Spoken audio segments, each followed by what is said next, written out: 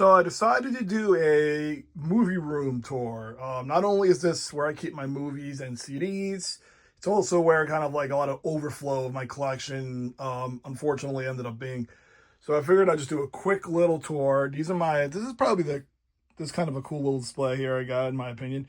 It's like my music Funko Pops, um, and all my CDs that I've been meaning to organize, but I haven't done it. Here's just an overflow of VHS tapes and knickknacks and other stuff that just doesn't fit in my collection room.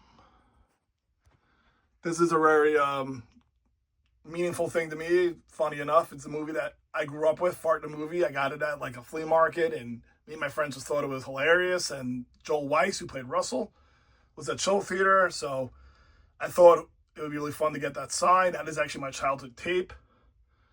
But anyway, that's the cast of Troll 2. One of my favorite wrestlers, Fit Finlay. That really doesn't have the best representation.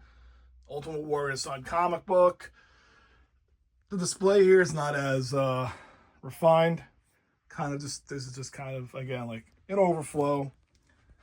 Figured I'd show you guys this. I don't think I've ever shown this on camera. It's a weird, like, knockoff Cabbage Patch Kid.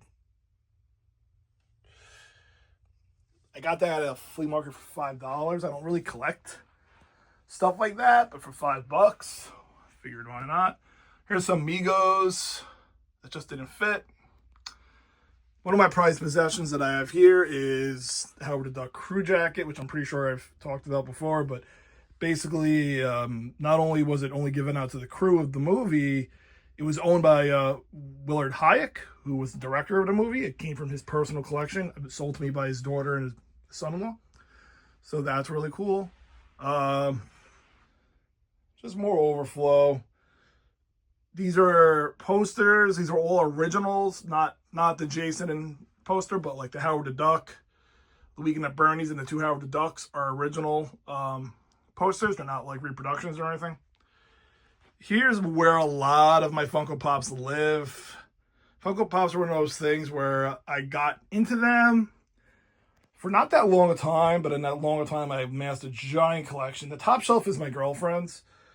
These are just other ones. So basically, these are my Game of Thrones ones, House of the Dragon, and just other ones. I have the horror and the ad icons, and the ones that don't fit on this display are unfortunately just put away in storage. I'm not the kind of person that like sells stuff when I don't want it anymore. I just kind of put it away. Plus, like a lot of the stuff that I'll be selling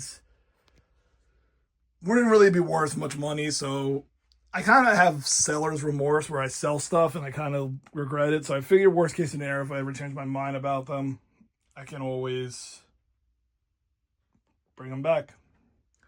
These are more of my girlfriend's stuff.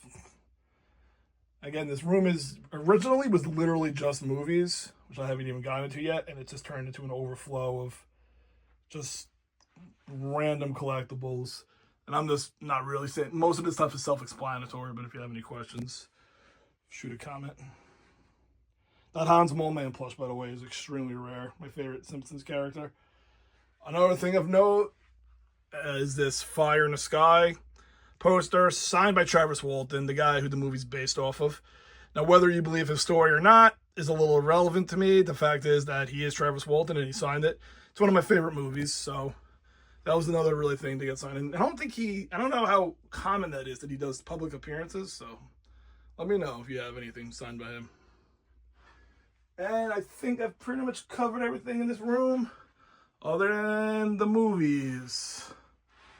Now, the question I always get is, are these held up by shelves? The answer is pretty much no, other than one thin shelf right here. For the most part, they're just stacked on each other. This was originally done due to me just having no patience. When I moved in, I just started stacking them, and I was like, one day I'll put shelves up. Now that the wall is completely full, obviously if I do put shelves up, I'm gonna have to get rid of a lot of stuff, which is probably a good idea anyway, because clearly I don't love every single movie in this collection. I love a lot of these movies, but there was a time where I was pretty much buying movies just to see them. You know, a movie was out, I wanted to see what it was like. Most of this stuff is like classics, 80s, 90s stuff. That stuff I'll never get rid of. But some of the newer stuff that I didn't like probably could go. And I am running out of room. I have to get a little creative on top there to fit more stuff. I've definitely slowed down being more picky on what I'm buying, because it's how much do I really need? One day, my plan that I have in the back of my head is to kind of go through everything and just get rid of movies that I don't like. Because it's kind of silly to be owning a movie I don't like. I should be owning stuff that I like.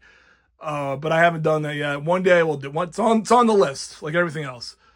And one day maybe I'll get some custom shelves on here, but honestly, it's not that bad. The bottom shelf, I have to admit, can't really get those out. But besides that, I can kind of get them out pretty well. So what do I really need a shelf for? I don't know. It might look better, and it might also force me to be a little more selective. I don't know. Someone wants to offer and come help me build custom shelves, then maybe I'll do it. But that's pretty much it, other than this really cool rug that I got from my girlfriend. I believe it's from Turkey or something crazy like that. But other than that, I figured I'd show this off. So, hope you guys enjoyed it.